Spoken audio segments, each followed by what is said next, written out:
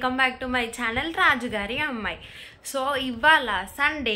So Sunday special ఏముంటుంది? అందరి ఇంట్లలో non వెజే ఉంటుందండి. సో మేమైతే స్పెషల్గా ఏం చేసుకుంటున్నాము అంటే వెజ్ దమ్ బిర్యానీ చేసుకుంటున్నాం అనమాట. సో వెజ్ దమ్ బిర్యానీ ఎలా చేయాలి, దానికి కావాల్సిన పదార్థాలు ఏంటి అన్నీ నేను వీడియోలో చూపిస్తాను, చూసేయండి. వెజ్ దమ్ బిర్యానీ చేసుకోవడానికి కావాల్సిన ఐటమ్స్ వచ్చేసి టమాటో, పచ్చిమిర్చి, బీన్స్, గరం మసాలా చేసుకోవడానికి కావాల్సిన ఐటమ్స్ వచ్చేసి దాల్చిన చెక్క, లవంగాలు, ఇలాచీలు, మిరియాలు, దాంతోపాటు ఒక బిర్యానీ ఆకు కూడా తీసుకోండి. మేమైతే ముందే రైస్ అయితే నానబెట్టుకున్నాము. ఈ రైస్ చూడండి, నార్మల్ రైస్ కంటే కొంచెం పెద్దగా ఉంది. ఇది బిర్యానీ రైస్ అంటారు. నేనైతే దాన్ని ముందే నానబెట్టుకున్నాను అనమాట. నెక్స్ట్ వచ్చేసి ఆనియన్స్ కొన్ని, ఆలుగడ్డ కొన్ని, క్యారెట్ తురిమి పెట్టుకున్నాను. ఆనియన్ వచ్చేసి మీకు టేస్ట్ కావాలి అని అనుకుంటే కొంచెం పిండుకోవచ్చు, లేదంటే లేదనమాట.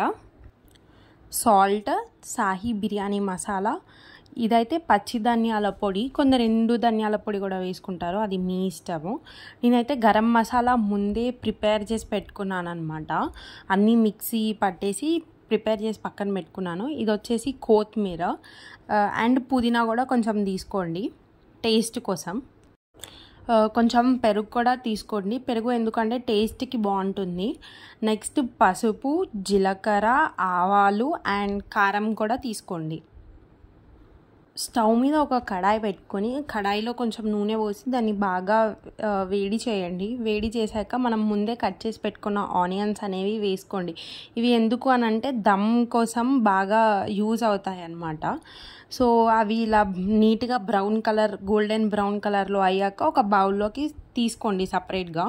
అది అయ్యాక దాని మీదనే మళ్ళీ ఒక సపరేట్ గిన్నె పెట్టుకొని అందులో కొంచెం ఆయిల్ వేసుకోండి. ఇది ఎందుకోసము అని అంటే మనము ముందే వెజిటేబుల్స్ అన్నిటినీ కొంచెం ఉడకబెట్టుకున్నాము, సో దట్ మనకి రైస్ అయ్యేటప్పుడు ఫాస్ట్గా కుక్ అయిపోతుంది అనమాట, మనకి ఎక్కువ టైం పట్టకుండా ఉంటుంది. ఇప్పుడైతే నేను పచ్చిమిర్చి తీసుకున్నాను. ఫస్ట్ పచ్చిమిర్చి మీ ఇష్టం, మీరు ఎలానైనా తీసుకోవచ్చు, రౌండ్గానైనా తీసుకోవచ్చు, లేదంటే ఇలా స్ట్రైట్గా కట్ చేసి అయినా తీసుకోవచ్చు. మిర్చి అనేవి కొంచెం బ్రౌనిష్ కలర్లోకి వచ్చాక బీన్స్ అనేవి వేసుకోండి. సేమ్ బీన్స్ కూడా అంతే, బాగా వేగిన తర్వాత బ్రౌన్ కలర్లోకి చేంజ్ అవుతాయి. బ్రౌన్ కలర్లోకి చేంజ్ అయ్యాక మెల్లగా ఆలుగడ్డలు అనేవి వేసుకోండి. ఆలుగడ్డలు కూడా సేమ్ అంతే, గోల్డెన్ బ్రౌనిష్ కలర్ వచ్చినాక క్యారెట్ వేసుకోండి. క్యారెట్ ఏంది అని అంటే కొంచెం వేగిన తర్వాత పచ్చి స్మెల్ అనేది పోతుంది, పోయిన తర్వాత టమాటోస్ వేసుకోవచ్చు. టమాటోస్ కూడా సేమ్ అంతే, బాగా వేగాలి. వేగిన తర్వాత పచ్చి స్మెల్ అనేది పోతుంది. పోయిన తర్వాత స్టవ్ అనేది ఆఫ్ చేసి పక్కకు పెట్టుకోండి. పెట్టుకున్న తర్వాత ఇంతకు ముందుకే మనము ఏవైతే బియ్యం నానబెట్టుకున్నామో అవి స్టవ్ మీద పెట్టేసి కొంచెం సగం ఉడకనియండి. కొంచెం బియ్యం కొంచెం రైస్ లాగా తయారవుతుంది కదా, అంతవరకు వాటిని బాగా ఉడకనివ్వండి. ఈలోపు మనం ఏం చేద్దాము అని అంటే రైస్ ఉడుకుతున్నప్పుడే అందులోకి తగినంత సాల్ట్ అండ్ గరం మసాలాకి కావాల్సిన ఐటమ్స్ అనేవి మనం సపరేట్ తీసుకున్నాం కదా, అవన్నీ ఇందులోకి వేసుకుందాం అనమాట. సో నేనైతే ఫస్ట్ బిర్యానీ ఆకు, లవంగాలు ఇంకా ఇలాచీలు అనేవి వేస్తున్నాను. వేసిన తర్వాత స్టవ్ సిమ్ మీద పెట్టుకొని తర్వాత దమ్కి వేసేసుకుంటే మీ బిర్యానీ అనేది రెడీ అయిపోతుంది. దమ్కి ఎలా వేసుకోవాలన్నది కూడా నేను చూపిస్తాను, చూడండి. రైస్ అనేది కుక్ అయ్యేలోపు మనం ఏం చేద్దామనంటే ఇంతకుముందుకు మనం వెజ్ బిర్యానీ కోసం అని చేసి పెట్టుకున్న కర్రీలోకి కొంచెం బిర్యానీ మసాలా ఇంకా సాల్ట్ అనేది కొంచెం యాడ్ చేసుకుందాము. సాల్ట్ ఆల్రెడీ యాడ్ చేసుకున్నాము మనం రైస్లోకి, కాకపోతే ఎందుకైనా బెటర్ అని చెప్పేసి నేను కొంచెం ఇందులో కూడా యాడ్ చేస్తున్నాను. అటు తక్కువైనా కూడా ఈ కర్రీలో వేసిన దాంతో కరెక్ట్గా సెట్ అవుతుంది అని చెప్పేసి నేను వేసి కొంచెం గరం మసాలా, ఉప్పు, కారం అండ్ ఇంతకుముందుకు తీసుకున్న ధనియాల పొడి కూడా వేసి బాగా మిక్స్ చేసేసాను అనమాట. అలాగే నేను కొంచెం పెరుగు కూడా వేసుకున్నాను అనమాట. పెరుగు కూడా కొంచెం మంచి టేస్ట్ ఇవ్వడం కోసమే నేను వేస్తున్నాను. వేసి దాన్ని బాగా మిక్స్ చేసేసి నేను పక్కకు పెట్టుకున్నాను. ఇంకా అందులోకి యాడ్ చేయాల్సిన ఐటమ్స్ ఏవి లేవన్నమాట. సో అందుకే నేను దాన్ని ఇంకా పక్కకు పెట్టేసుకున్నాను. రైస్ అయ్యాక దమ్కి ఎలా వేసుకోవాలి అన్నది నేను చూపిస్తాను మీకు. సో దమ్కి వేయడం కోసం నేను ఫస్ట్ ఏం చేశాను అంటే పెద్ద బౌల్ తీసుకొని అందులో కొంచెం తగినంత నెయ్యి వేసేసాను. ఆ నెయ్యి కూడా మేము హోమ్ మేడ్, మేము ఇంట్లోనే చేసుకున్నాము. ఆ ఇంట్లో మేము నెయ్యి ఎలా చేసుకున్నాము అని చెప్పేసి నేను ఒక వీడియో కూడా సపరేట్గా చేస్తాను. బౌల్లో తీసుకున్న నెయ్యి అయితే మొత్తం నీట్గా సరౌండింగ్స్కి అంతా రుద్దేసేసి కాసేపు పక్కన పెట్టుకోండి.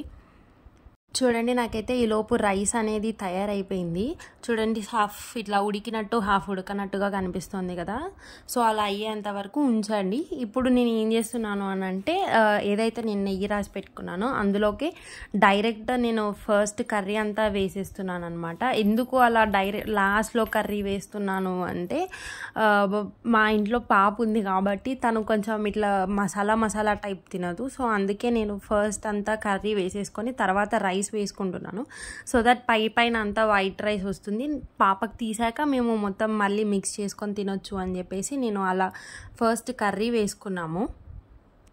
కర్రీ మీదనే ఇంతకు ముందుకు మనం ఏవైతే ఆనియన్ బాగా ఉడికించి పక్కకు పెట్టుకున్నామో బ్రౌనీస్ కలర్లో వచ్చిన ఆనియన్ని ఇలా కొంచెం పైన చల్లుకొని దాని మీద నేను ఇంతకు ముందుకు చేసుకున్న రైస్ ఏదైతే ఉందో అది మొత్తం వేసేసాను అనమాట. చూడండి